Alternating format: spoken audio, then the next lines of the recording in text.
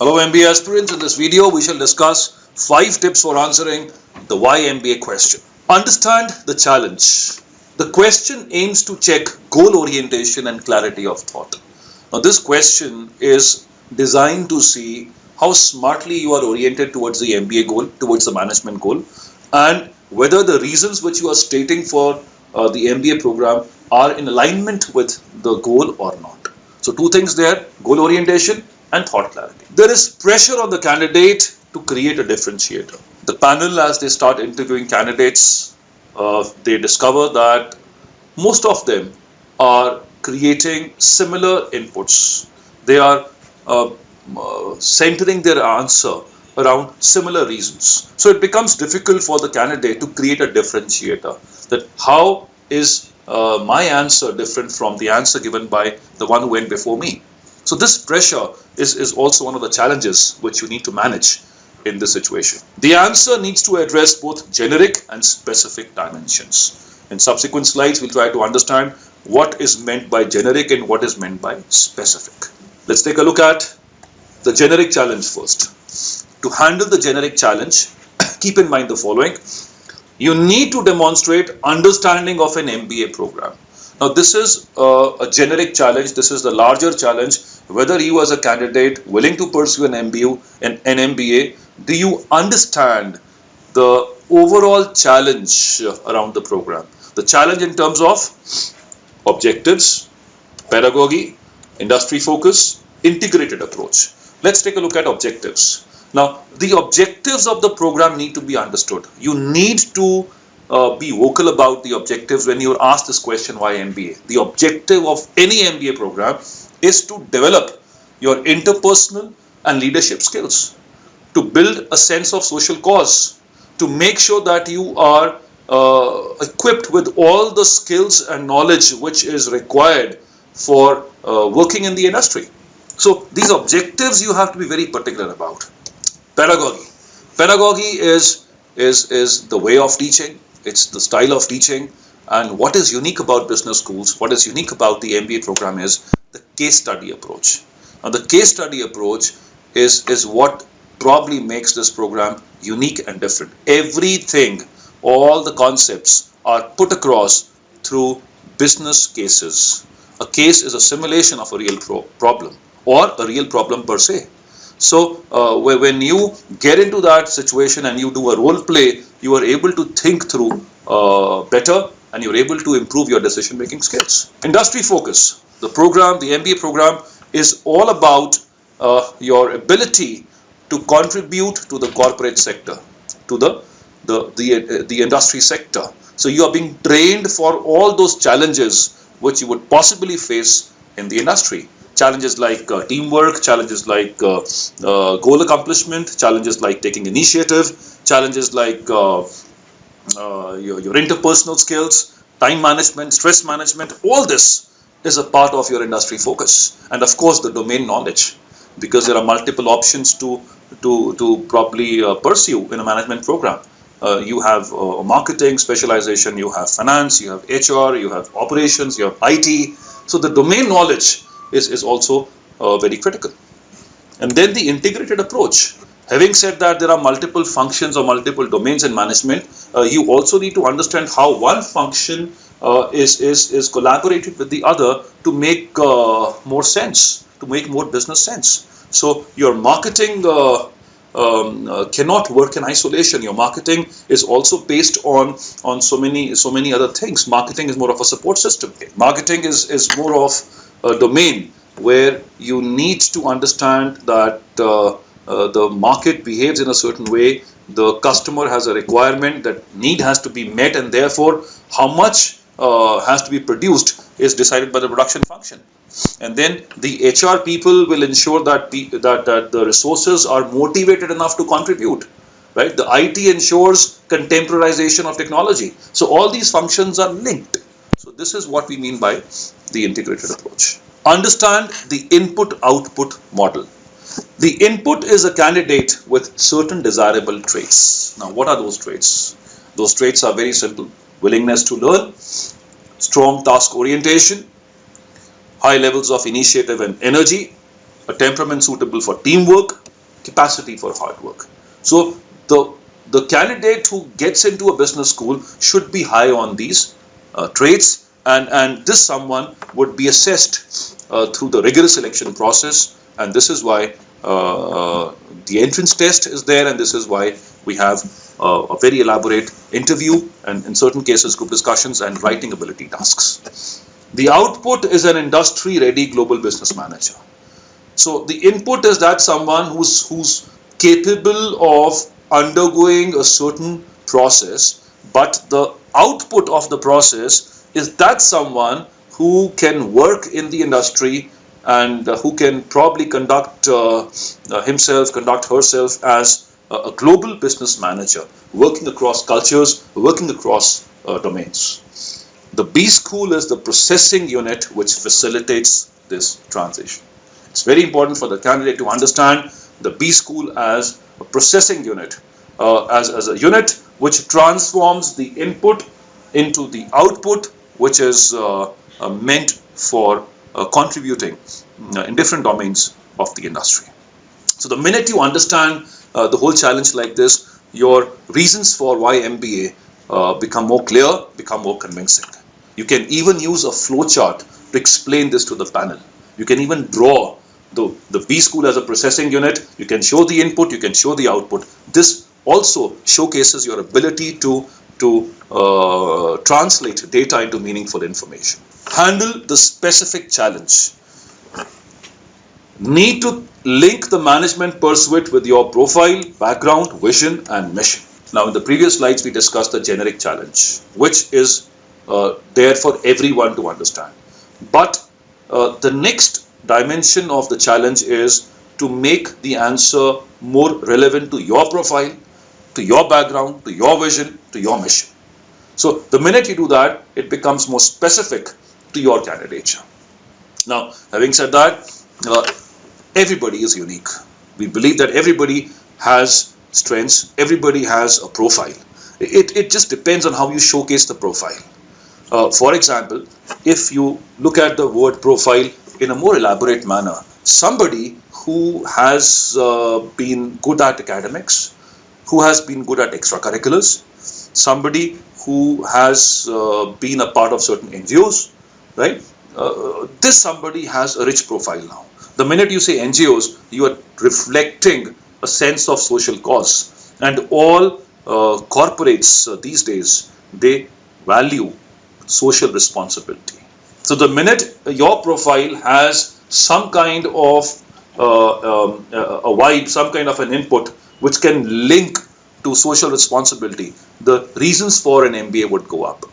The minute your profile has some kind of an extracurricular achievement, you can link it to why MBA, because extracurricular would mean that you have shown an ability to learn from diverse sources and not just academia. So while being a part of certain events and festivals during your college days, you were able to manage the event well, you were able to network well, and this networking, this management would help you in the MBA chapter. And you can even link it to how you started discovering the manager within you as you started contributing to all these events. That till engineering you had, or till engineering, till commerce, till whatever graduation stream you specialized in, you had no idea. But the minute you started collaborating with people and organizing all these events during college days, your overall outlook changed, and you discovered that you are meant for networking, for organizing, for management. So this can be a link as well. Establish a clear link between the past, the present, and the intended future. This is fairly logical. Whatever you've done in the past, whatever you're currently doing, and whatever you intend to pursue, the more is the synchronization, stronger is the reason for the why MBA question. Keeping in mind that all this is in alignment with what the management career requires. For example, someone who pursued commerce in 11th and 12th, and then pursued BCom for graduation, and is now wanting to pursue an MBA. the whole thing is very well linked. So through and through in the profile, one can sense a movement towards commerce, administration and management. So it becomes easier for this person to convince the panel. However, if somebody pursued non-medical in 11th and 12th, then got into engineering and is now targeting an MBA, the reason for an MBA has to be more convincing. It does not mean that you are discounting engineering. It does not mean that. But then your pitch has to be different. Then you have to possibly bring out certain similarities between engineering and management. And this is not difficult. When you look at engineering, an engineering program will train you to think analytically, to solve problems, to take up a project in the industry, as they call it, an internship, right? And if you look at the management part, this is pretty much what is happening. You think analytically, you solve problems. There is an internship in the industry. So there is a very strong bonding between these two programs. So I'm not saying therefore that an engineer cannot pursue an MBA. I think we have data which shows that a lot of engineers are pursuing management program. And the minute they are able to link the two, the viability gets stronger. So there is no problem there. It does not mean that if you are pursuing an MBA, then you are de-engineering yourself, right? But the reasons have to be strong enough. You can even link it to the internship part. You can possibly say that it was after the third year or whatever is applicable to your university or college, that after third year I got into the internship, and this was my first experience to work in an organization. And as I worked on my project, I also met people there, most of them with an engineering background, and who possibly had done a management program as well, and their ability to think, analyze and present was really appreciated. And this fascinated me, and it planted that seed of doing an MBA. Nothing incorrect about it. So you do get influenced by people, you do get influenced by events.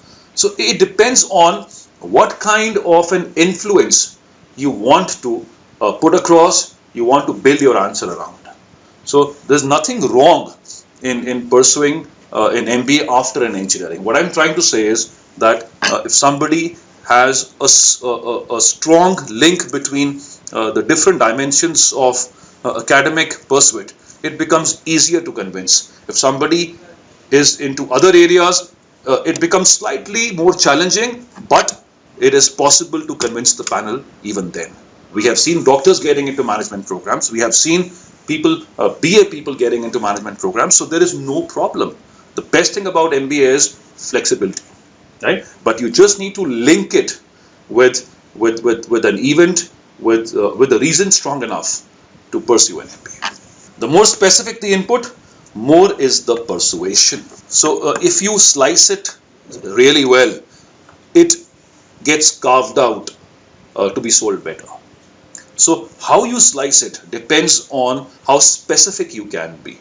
There are people who have given answers around certain experiences. As I said a while back, as an engineer, you took up the internship program, you met people there, MBA engineers, and you got influenced by them. Then I remember somebody sharing a story and saying that the reasons for MBA go back to my formative years of education, and I went to shop for a pair of shoes with my father, and it was a Bata pair of shoes, and the price tag said 399.99, and this evoked a lot of curiosity.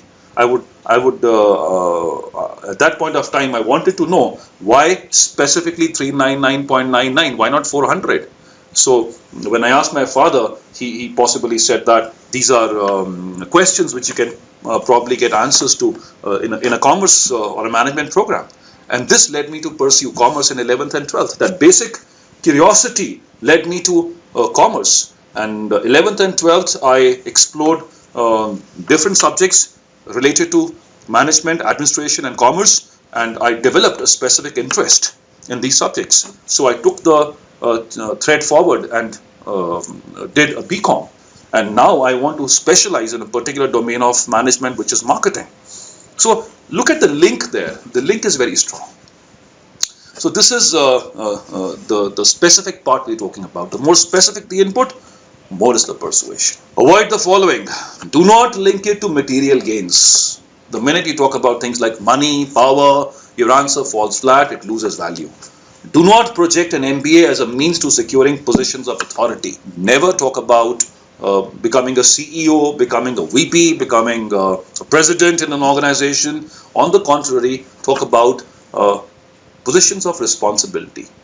What is the nature of job which you would be engaged in, say now, then 5 years hence, then 15 years hence. So if you take them through that journey, they are happier. Do not introduce a function of management without an understanding of the same. There are people who give generous inputs. They introduce marketing, finance, HR, and when they are probed further on those domains, there is a problem, right? Say you tell him that, sir, I want to get into MBA because I want to specialize in marketing. Now the next question could be, what is marketing?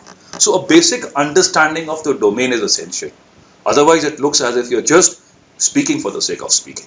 So avoid doing all this, and we hope that this video shall help you to answer the most difficult question in a management interview: why MBA?